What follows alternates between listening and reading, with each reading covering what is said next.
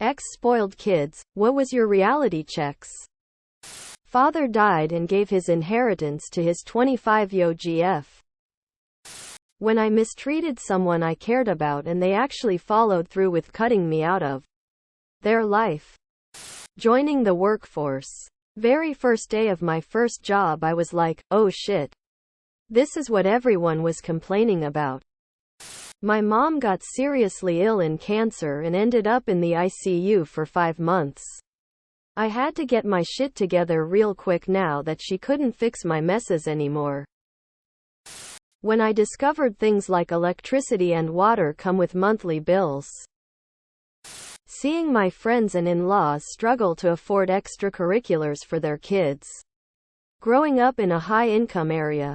Everyone I knew, myself and my siblings included, participated in activities like Girl Scouts, dance, gymnastics, soccer, softball, etc. There was never any question of affordability and uniforms and gear were always purchased brand new.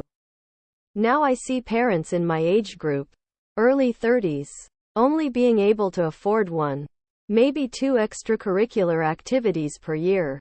Girl Scouts, gymnastics, and clubs like the YMCA are too expensive. Dance classes for my niece were gifted as a birthday present and leotards were purchased used from thrift stores. She can't do gymnastics because it's way too expensive. Definitely made me feel privileged and somewhat ashamed at how I took those opportunities for granted. My partner and his siblings never did anything outside of the included school activities due to their family being tight on money growing up. His siblings with kids want to give their kids more than they had. But it's so expensive. What shows you that a person is rich at first glance? The actual answer here is you simply can't. I have met a few billionaires here in Hong Kong, and if I didn't know beforehand who I was meeting, I would just assume I saw some retired old dude at a park reading newspaper judging by his looks. On the other hand, I know dudes where they are living from paycheck to paycheck and tries to act rich by using all their income to buy branded everything, e.g. cars, clothes, watches. I'm surprised I haven't seen anyone say skincare, or just health in general. Wealthy people can afford to make themselves better looking. I have 2 completely contrasting experiences with this. My uncle is very wealthy. However, nothing gives it away aside from the fact he retired at 50. They have a villa in Spain, but you wouldn't know these details unless you knew him well enough. Their house is a standard family home and their car is a typical family sedan. Their behavior is completely normal and he's very content. On the flip side, my ex-girlfriend of 7 years has a very wealthy aunt and her husband sold his iron business for close to $1 billion. You see every inch of their wealth. Their homes are massive and in multiple states. Mansions in Sarasota, Lake Tahoe, and retreats in Montana and Colorado. Their main house was bought from Julia Roberts. Multiple cars. A collection of classic cars and a team of chefs.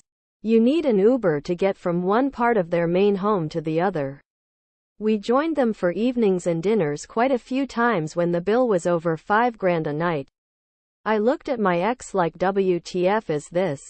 I thought a $35 steak was a luxury and steaks at these places were $135.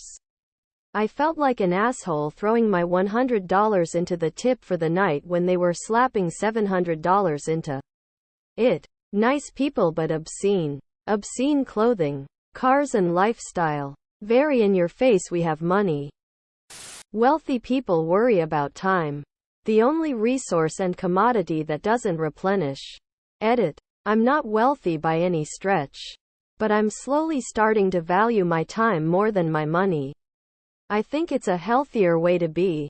Time enjoyed is not wasted. Retired realtor from Texas. Never judge a book by its cover. Sometimes the flashiest people with the best cars are the poorest. One of my biggest sales was an old guy with a beat-up pickup truck. Bought a 4,000-acre ranch in Texas because he already had a 10,000-acre ranch in Montana. He was loaded. Paid cash too. My in-laws are very wealthy. And they wear normal people clothes. But most definitely it's the quality of their house they live in and what kind of cars they drive for. The immediate notice. What is the saddest song you've ever heard? The night my mama died. My dad sang Elvis Can't Help Falling in Love to her in the back seat of the car on the way to the She died of fully metastatized pancreatic cancer 18 days after diagnosis. Bonnie Raitt I Can't Make You Love Me. When She Loved Me, from Toy Story 2. My 10-year-old sang Remember Me, from Coco at my father's funeral. The end of that movie was already an onion cutter. But now Sugar Skulls make me ugly cry. Willie Nelson's rendition of Just Breathe. Elephant by Jason Isbell would have to be my top pick. What job is 100% overpaid? Member of the International Olympic Committee. IOC. They've had a lengthy history of excessive demands. $4 million US spent on entertainment in Nagano. Traffic lanes dedicated to IOC members during the games, etc. They make very few decisions, all of which are politically motivated. They travel extensively and are paid well for it. https dailytrojan.com/2021/08/16/progress-without-profit-the-at-the-expense-of-the-athlete. #. Text equals although %20 most %20 IOC %20 members %20 are meetings %20 and %20 at %20 the %20 Olympics. From the article, although technically a volunteer, the IOC president receives a yearly allowance of $251,000 and lives rent-free in a 5-star hotel and spa in Switzerland. Quote, a failed CEO. Bob, you've done a terrible job. Here's $60 million. Hit the road. A lot of those jobs where your job is to basically talk to people and pass information around, and your biggest problem is people not reading emails thoroughly enough. Management consultants. I'd say it depends what sector.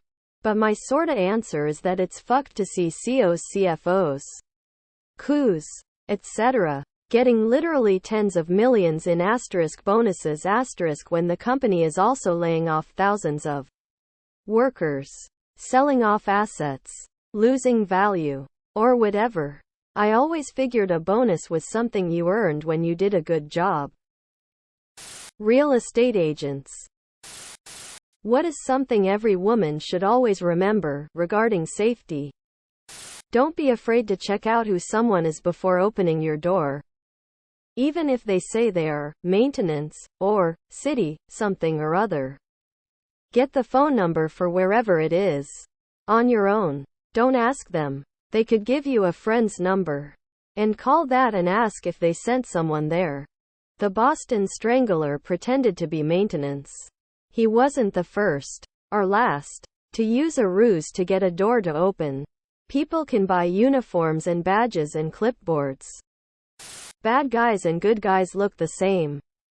Always park under street lights in a parking lot. If something feels off, it probably is. Always trust your gut feeling. It's always better to be safe than sorry. Know your exits. Always make sure there is more than one exit. You don't need to engage in conversation with men if you don't want to. No matter what they say. People that suffer from depression, what keeps you going? Okay, this sounds off the wall, but penguins. Penguins keeps me going. When I'm really depressed and can't seem to move, I watch penguin videos. I hope that what someone might take away from this is that what keeps you going can be anything. Big or small. It may be family or a lover, friend, or it can be as silly as penguin videos. It's that one little thing you can grasp onto when all you feel is nothing. My dogs and depression meds. Always having an unfinished project. Always having something that I can say, I have to make it another year so I can get this thing done. Sometimes I get that from work. Other times from art. It can be anything. It just has to be something that bothers me being unfinished. Hope that something can possibly change one day. I don't care about my life. But I care about others. About family and friends. And I don't want them to be sad if I'm not here anymore. I'm not that much worth. But they think otherwise. Literally don't know at this point. Subscribe, my brothers.